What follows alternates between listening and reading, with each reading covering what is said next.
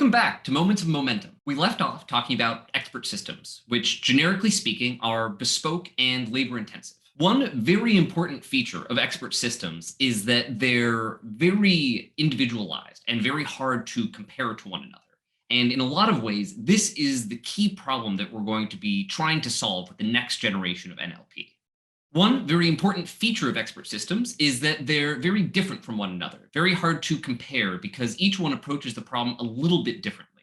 In a lot of ways, this is the key problem that we're looking to solve in the next generation of NLP. So the problem specifically is, how do we come up with a consistent representation of text? And we'll talk exactly about what we mean by that word inconsistent in a little bit. But this calls attention to two very important themes in machine learning. First, solving the general problem is very different than solving the specific problem. Expert systems are very good at solving highly isolated problems where nothing is ever going to change. And it's easy to believe that if you solve enough of those specific problems, eventually a general solution will appear. One of the main causes of the first AI winter is realizing that this doesn't actually happen, and that, in fact, to approach the general problem, fundamentally different techniques are needed. The second is that all approximations are wrong, but some are useful. Especially in this next generation of NLP, we'll see that very basic assumptions and very basic modelings of the way that we communicate with one another can actually be shockingly effective. So expert systems really looked at language as a series of tests. Did good show up within 2 words of the word battery, right? Did this last name show up in my database? And the idea is, with enough tests, you can do some pretty impressive stuff. But as we said, one of the things you can't do is repeatable work. It's very hard to consolidate things, and it's very hard to understand exactly how one system compares to another. So the problem that we really want to solve to unlock this next generation of NLP is how we create this consistent representation. So to get very specific about what we mean is, I want a list of numbers. Whether a tweet is going in, whether a book is going in, we need to be able to turn that into a list of numbers that always has the same length, no matter what. The solution is actually pretty simple and shockingly effective.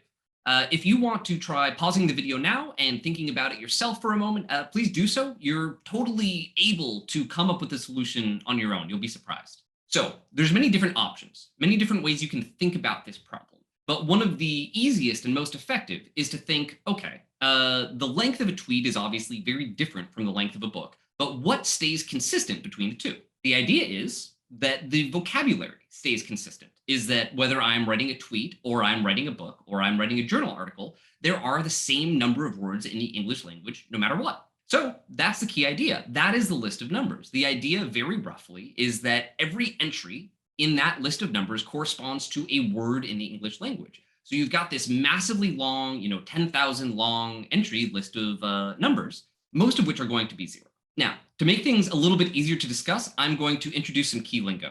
When we talk about that list of numbers, the term for that is a feature vector. And every entry in that list of numbers, right, every number, that's called a feature. In this case, the example that we just talked about, each word is going to be a feature. Vector, in this case, just a fancy word for a list of numbers.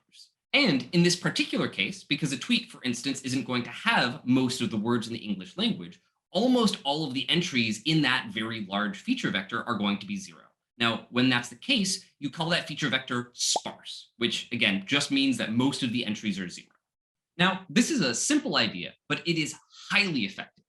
There are 100 different mathematically precise ways that this weighting is done, but to give you an example and to make this a little bit more tangible, I want to talk about the most popular one, the infamous NLP royalty, the tf-idf. Now, tf-idf stands for term frequency inverse document frequency, which is a very long literal term that somehow manages to be confusing anyway.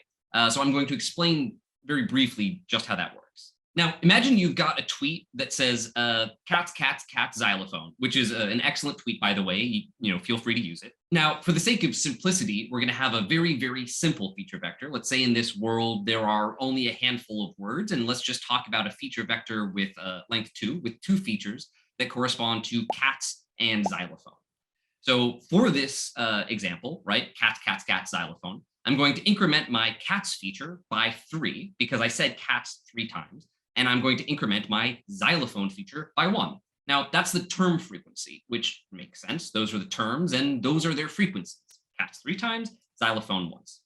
Now, let's say I go out and I look across all of the tweets on the entire internet. And cats, obviously, represents about half of the internet by volume. So let's take that 3 and let's divide it by zero point 0.5. Now, xylophone, by contrast, represents a measly 0.1% of all of the weight of the internet. And so we're going to divide that by 0.1. Now, that's the inverse document frequency. And the idea there is that rarer words should be more important. Now, again, there are 100 different ways of defining important, 100 different ways of doing that incrementing of the term frequencies and defining exactly what you mean by inverse document frequency. But frankly, in 99% of the time, it doesn't matter. It doesn't really make a big impact so long as you're using something in that family of methods. Now, one of the reasons this is such a big deal is because it gives us new operations that we can do on top of documents. Because we have this long, consistent list of numbers, suddenly we have this idea of similarity. We can look up similar documents. We can find tweets that are related to a tweet. You can create search by figuring out how similar your query is to everything you're searching against.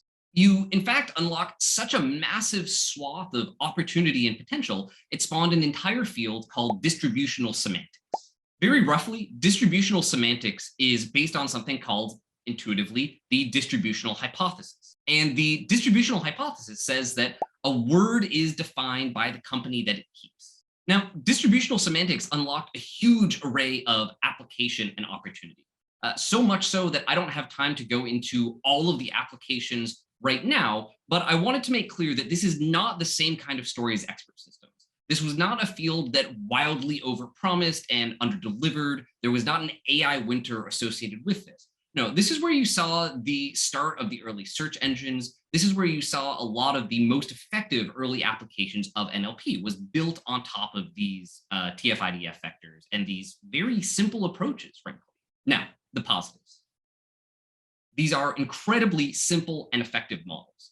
One of the grand mysteries of NLP, in fact, is just how effective these tf-idf models. You would think that chopping everything up into a bunch of individual words and treating things that simply would not work, but it works very, very surprisingly well, almost paradoxically well. It's also extremely computationally efficient.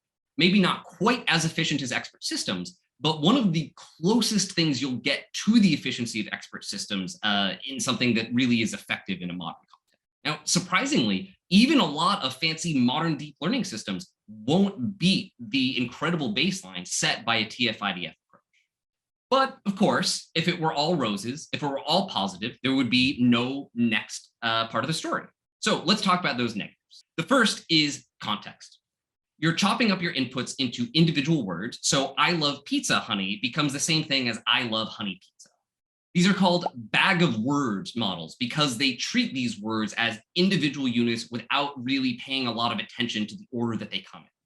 Now, you can address that incrementally with bigrams and trigrams, where you add to that very, very long tf-idf vector, not just every word, but every pair of words and every triplet of words. But by the time you get out to word triples, you're already at a scale that even modern computers can't handle. And finally, what are words even? We started with this assumption that you can take your input text and chop it into words and that there's some finite list of words. That is approximately correct, but it turns out at the margins it's actually wrong in some really important ways. Language changes over time, and when you look at languages outside of English, this is even a worse assumption than it might appear at first. So next time, we'll talk about how we solve those problems.